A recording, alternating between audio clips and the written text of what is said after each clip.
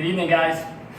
Celtics Trailblazers pregame. Celtics head out west, begin a 5-game trip again out west against the Portland Trailblazers tonight. Portland's one of the hottest teams in the NBA, playing really good basketball. They've won, I think, 14 out of 16 their last 16 games, and they continue to be a serious threat in the West as kind of like, one of the dark horses like New Orleans, as far as going up against Houston and Golden State Warriors, which is easily the two best teams in the NBA as well as the Western Conference. Kyrie Irving's knee, he's having a small procedure tomorrow. I already wrote about it. Check it out. I'm real worried about it. I don't think this team can win without Kyrie Irving. He's their best player. He's their point guard, and everything basically runs through him. Without Marcus Smart as their backup, he's done for the year with his torn ligament in his thumb. That is going to be a tall task to ask Terry Rozier to pick up both players' slack at point guard.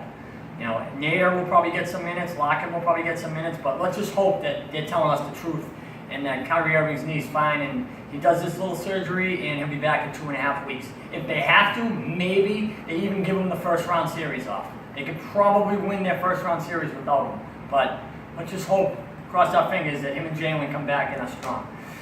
Portland's got a guy that I really like in the middle. I want to talk about Jusuf Nurkic.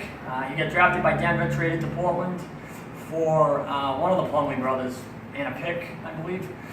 And Nurkic's a tough guy, another Euro body that is a stretch 5 / small 4.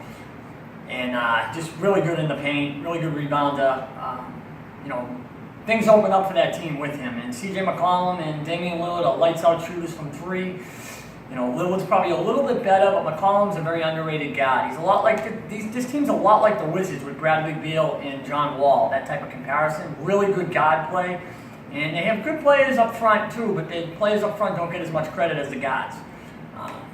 So that'll be interesting tonight to see what the Celtics do. A couple things real quick about tonight's game.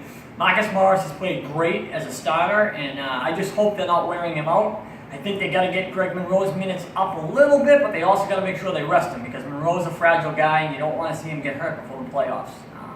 So you want to give Baines, Semi, guys like that, a little bit more minutes right now because you're still trying to figure out the rotation come for the postseason with these guys off the bench. But I don't expect them to win tonight. Just saying, they beat the Thunder the other night in a game I didn't expect them to win. And anything's possible, so I'm not going to say they can't win, but right now, it's not really about winning and losing for them. It's about getting healthy and getting everything lined up for the postseason. I'll check you in after the game. Go Celtics.